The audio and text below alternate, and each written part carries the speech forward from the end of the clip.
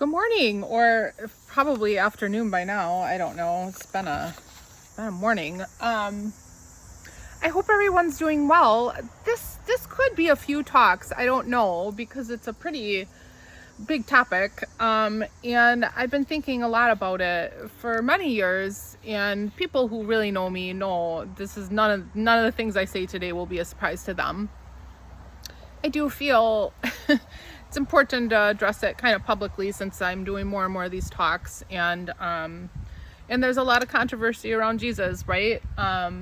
Rightly so, for how he's been misrepresented oftentimes by the church. So I am currently reading, and this is not, just don't know the state of this book. During camping, when our tent flooded, my new green leather computer bag, it's a backpack, so I use it as a backpack, and I took this and it got flooded, and the backpack now has an interesting look to it. I don't know, my daughter likes it. She's like, oh, it's different colors now. It's green, and then it's darker green where the water was, and it's a cool design. I was like, we're gonna go with that. It's got character, right? So but this book is the second book I'm reading by this guy. I'm part of his mastermind community, and I love it, and I love those people, and I just look forward to my calls with them every Tuesday. And Erwin and his son Aaron, they're so they're great. He's funny. They're both funny, but he's just got like he said yesterday, or the other day. Yeah, yesterday. It was just yesterday. The days are flying by. That he needs more impulse control.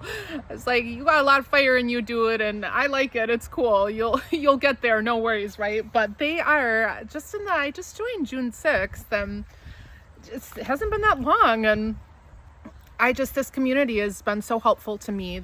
I take away so many things to think about and nuggets of wisdom every Tuesday on those coaching calls. And then anytime I listen to their content, it makes me think and change sometimes how I think. And I like that. I like being challenged. I like new perspectives. So that community that's my jam. They're my people. So anyway, I'm going to start, because here's what we're going to be addressing. So I do feel I just want to be honest that it's an honest moment, and it's some of the things I'm going to say, some of you are not going to like. That's okay. We can agree to disagree or not see things differently. I still love you. I still honor you. Like, I am not called to respect or trust everyone as a believer and a follower of Jesus. That takes discernment. That's earned. If someone is demanding you respect or trust them, they don't deserve it. That's earned over time, where character and integrity are proven. So I will start there. And also, but we are called to love and honor people, and I don't see a lot of that happening from a lot of people who claim to follow Jesus, and I feel it's important to address it, and here's why. This is where I was going. Since I hermited the month of July, I was not checking my professional dashboard, is what it's called. I'm learning. That's what it's called.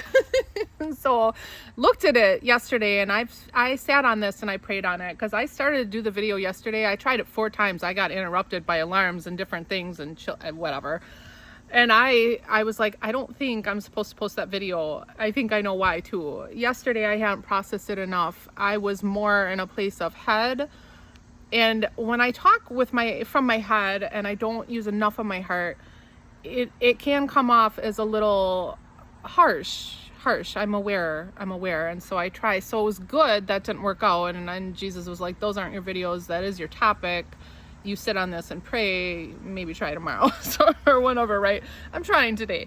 So, but there's one of my, I don't know, like 11 or more posts of mine between my social medias have gone viral over the last 6 or 8 weeks. I don't know. Again, I hermited. July wasn't okay. But,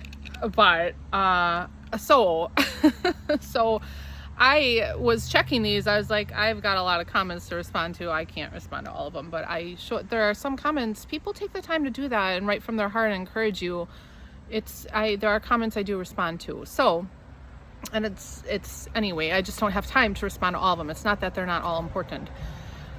anytime someone takes the time to do something like that, it's important. There's value in that, right? Time is a gift. None of us can go get more of. You can't go anywhere and get that. I don't care how rich you are. I don't care how poor you are. You can't go to Amazon or nowhere you can't, right? We all have a limited amount of time, and none of us know when that time is up, right? So make the most of each moment and each situation, right? So these comments on this one post that went viral though, there were a lot of comments, not negative comments about me or what I was saying, but about Christianity and the church and how much damage they've done, and and the thing is, all of those comments I agreed with, mostly everything in them. And that made me sad, because I thought, clearly Jesus is getting misrepresented, right?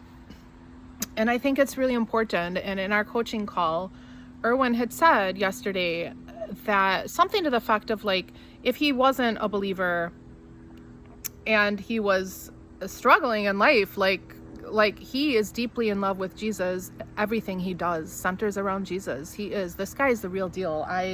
It's so bizarre to me, because when he speaks, I'm like, are you in my mind? You're putting language to how I think and how I navigate my life and live. And I've gotten a lot of flack for it. Mostly Christians don't understand me anymore. Seems like people who don't know Jesus more attracted to the Jesus that they see in me than anyway. So it's okay.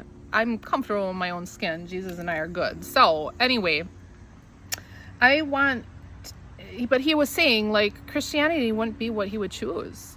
It's not that he wouldn't choose Jesus, but what a lot of the church, the Western evangelical church, is inviting, and not just we'll say the Western church, what they're inviting people into is not what Jesus invited people into. The gospel message has been so watered down and created to be this transaction, like it's just like a get out of hell free card. Like, no, that's not what Jesus that was never how the gospel was presented in the early church. Never, ever. It was always grace and truth, invitation, come follow me, right? Always invitation, that grace and the truth, right? I am the way, the truth, and the life. Your way to freedom and healing. Look, guys, life is hard. It's going to be hard whether you follow Jesus or not. You follow Jesus, you might want to count the cost. It's more people should. Because your life, when you say yes to following Jesus, you're saying, my life isn't my own. Wherever you lead, I'm going to follow. I trust you, right? Even when it doesn't look good.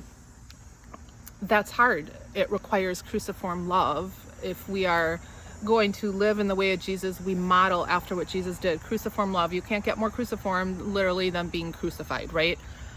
But you look at how he lived his life, and it was a life of sacrifice. Love includes sacrifice and putting other people's hearts before your own, and really listening to understand and making them feel seen and heard. And they will know if they will only feel that way if they really sense that you genuinely care and about their well-being and you love them, right? So I agreed with him. I thought, Erwin, you hit the nail on the head, because I also, like you, feel everything I do centers around Jesus. I would not choose Christianity if I did not know Jesus, and especially how life has been for me the last couple of years. Church wouldn't have attracted me. What they're offering, nope. But the barbarian way of this vision that Erwin has painted, and how he's chosen to live his life and been so faithful to Jesus, to go against the grain of what the church says, and all the conflict he's had and the people who hate him and have tried to kill. I mean, this guy, his story, it is epic. It is. So I'm going to read just a little portion of something I read yesterday. Also, here I have these reading glasses. You can see they're new. I didn't even take the thing off. I think they may be a little strong. Perhaps, I don't know. I just picked them up from Marshall's. I was like, great, a 5-pack for I'm in, right? So I have all different ones. Thing is, I went a few years ago, I was having these issues, struggling reading my screen as everything was blurry. I was like, I don't know what's going on. So I go to the eye doctor.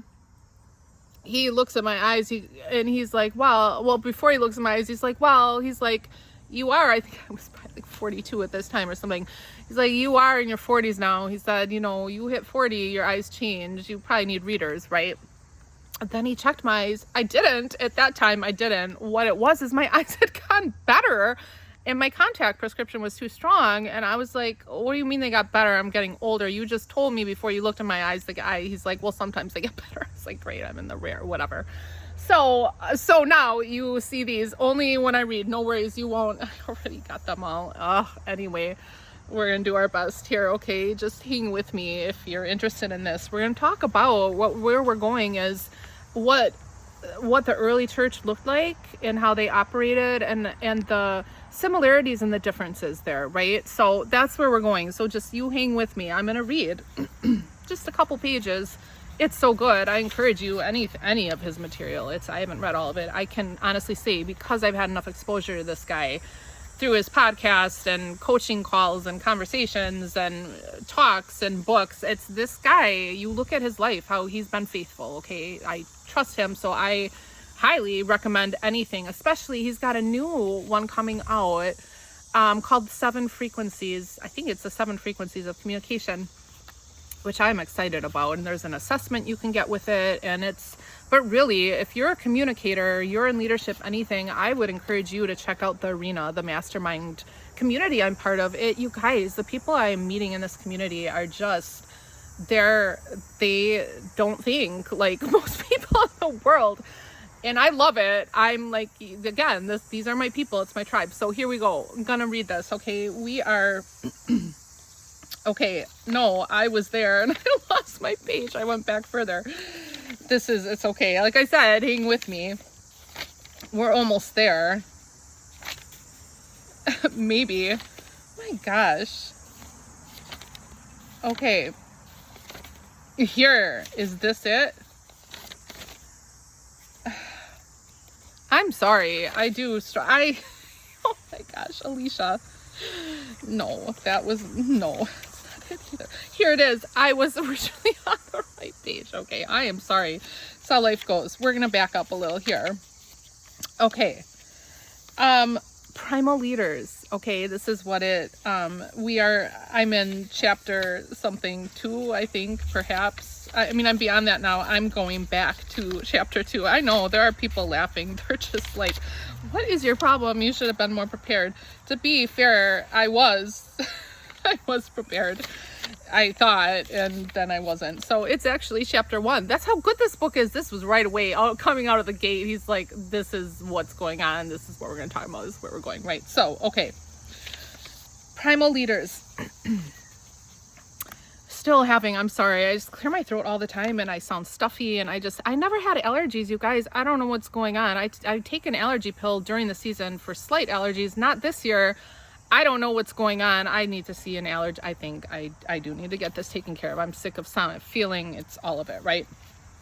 I'm really going to start reading now, I do promise. Okay. A barbarian invasion is taking place even right now. They are coming from the 4 corners of the earth, and they are numbered among the unlikely. From the moment Jesus walked among us, the invasion began. And just as with those who crossed paths with him here on earth, those who are most religious will be most offended and indignant. That's true. I find that's true. Barbarians are not welcome among the civilized and are feared among the domesticated. The way of Jesus is far too savage for their sensibilities. The sacrifice of God's Son, the way of the cross, the call to die to ourselves, all lack the dignity of a refined faith. Why insist on such a barbaric way?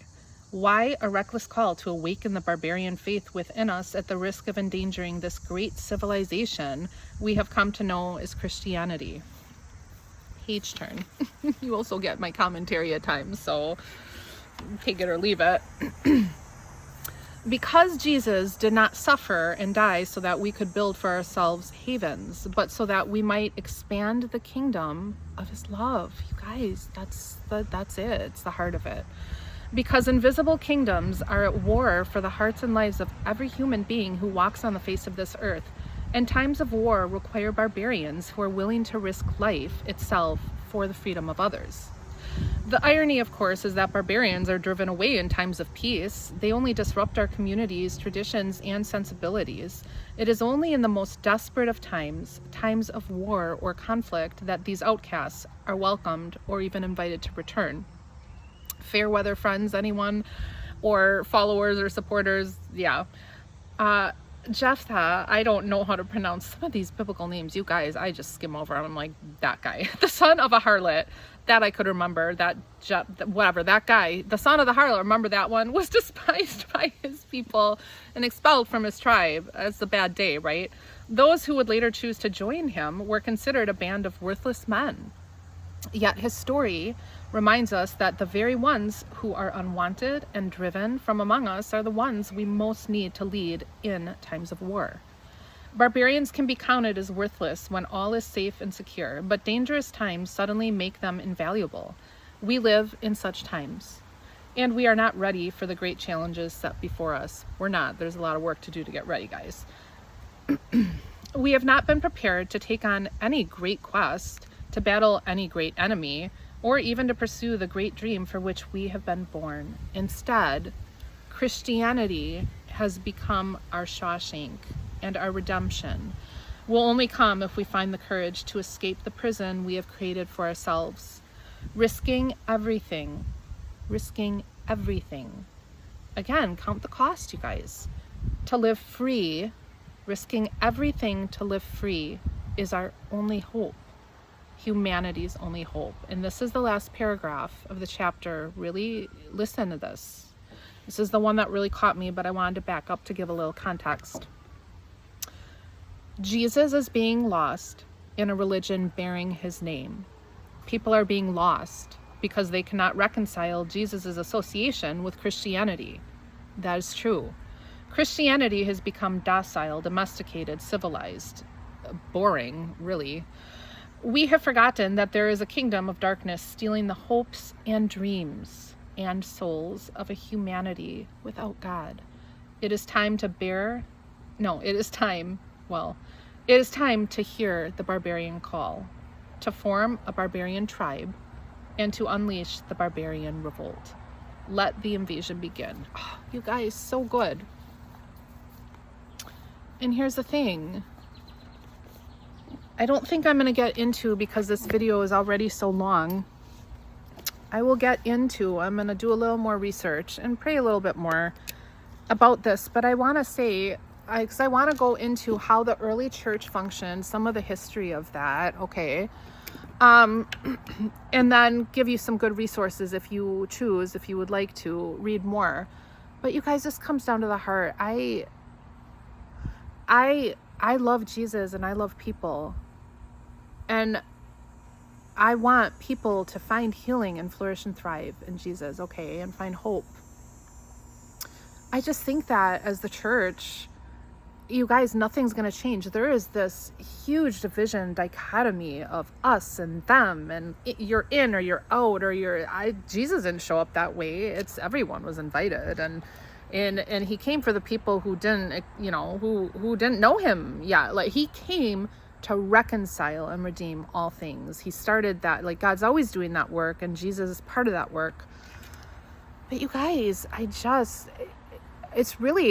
it does make me angry, but more it breaks my heart because of how I know Jesus and how he set me free and how he has healed me and restored me and redeemed so many broken things in my life and my heart, right? I want that for everyone. It's the way, because it's how we were designed. And so if you are not living in that way, you're not living in your design, you're not going to have peace.